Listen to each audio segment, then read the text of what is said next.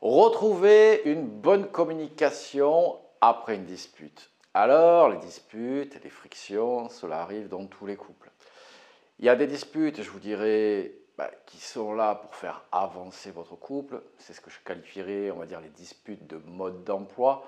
C'est deux entités qui se découvrent pour faire une entité nouvelle qui est le couple. Et donc, il y a des habitudes à prendre.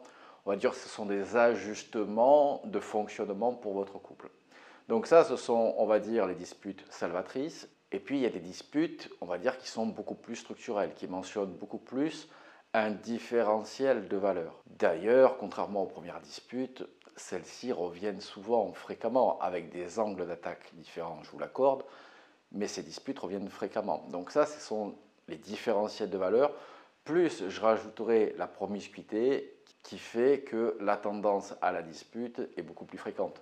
Souvent, je prends l'exemple en coaching, mais j'adore mes amis, mais si vous me mettez 15 jours avec eux, je ne suis pas sûr de supporter une journée de plus. Et pourtant, je les adore. La promiscuité abîme le couple. La promiscuité abîme le désir et l'attraction que l'on peut avoir pour une personne.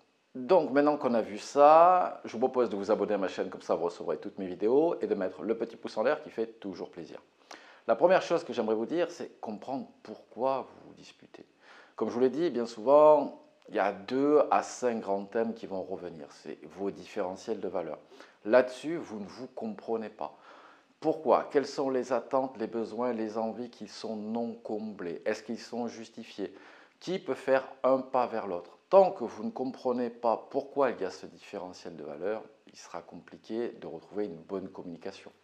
Bien souvent, on pense qu'en disant je t'aime, bien souvent, on pense qu'en disant excuse-moi, en mettant grosso modo la poussière sous le tapis, la poussière va disparaître. Non, tant que ces problèmes sont non réglés, ils reviendront à la surface. Alors, vous dire s'ils reviendront dans 15 jours, dans 3 mois, dans 6 mois, j'en suis incapable, mais je peux vous dire qu'ils reviendront avec un autre angle d'attaque. Ici, je vous dirais que rien ne sert de communiquer quand on se dispute finalement. Ces deux égaux l'un face à l'autre, finalement vous ne faites plus une équipe, chacun veut avoir raison, ça c'est un tort, puisqu'on n'écoute pas l'autre, finalement on veut avoir raison. On verbalise pour avoir raison, pour contrer l'autre, parce qu'on est sur la défensive. Et lorsque vous êtes sur la défensive, le couple ne peut pas en sortir gagnant. C'est lorsque ça va bien, généralement, que l'on parle des différentiels de valeur, puisque l'autre sera plus à l'écoute. Il n'y aura pas de colère, il y aura plus de patience, de tolérance et surtout d'écoute active. Donc, pour retrouver une bonne communication après une dispute, je vous dirais de 1, laisser tomber les tensions. Encore une fois, il ne sert à rien de discuter à chaud, de vouloir communiquer à chaud. Vous allez vous dire des mots qui dépassent votre pensée, finalement vous allez vous abîmer et finalement le couple n'en sortira pas gagnant. Deuxièmement, on fait un mea culpa que si on est fautif, que si on juge que l'autre a vraiment raison. On ne s'excuse pas pour acheter la paix sociale. On ne s'excuse pas quand on n'est pas en tort. On ne s'excuse pas pour rien. Donc oui, au mea culpa, quand on a compris, quand on juge qu'on a fait le con, qu'on a mal réagi, qu'on s'est emporté, etc. Ça oui, mais pas pour acheter la paix sociale. Troisièmement, je vous l'ai dit, c'est avoir une discussion apaisée sur les besoins et les attentes de votre partenaire. Pourquoi il se met dans des états comme ça, quand vous faites ceci, quand vous dites cela? Qu'est-ce que votre partenaire a mal interprété dans ce que vous avez pu vous dire? Là, il faut se parler, mais dans un moment de détente, dans un moment où on se retrouve, non pas il faut qu'on parle, non pas quand vous êtes tendu, non pas qu'il y a de la distance, mais quand il y a un moment de complicité. Et ça, vous pouvez le créer avec un petit apéro, un petit jeu, un petit moment de légèreté où vous pouvez parler, voilà, non pas en accusant l'autre, mais en parlant de votre ressenti.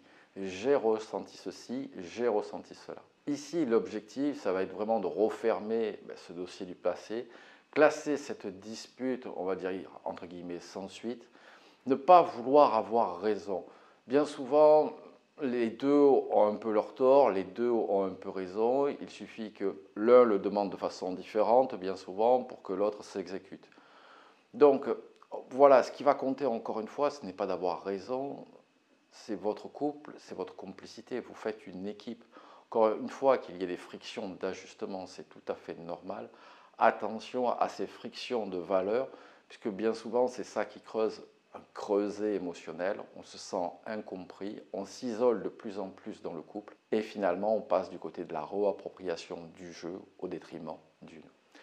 Allez messieurs, dames, je compte sur vous. Si vous avez aimé cette vidéo, n'oubliez pas le petit pouce en l'air qui fait toujours plaisir. Et je vous dis à très bientôt avec James D.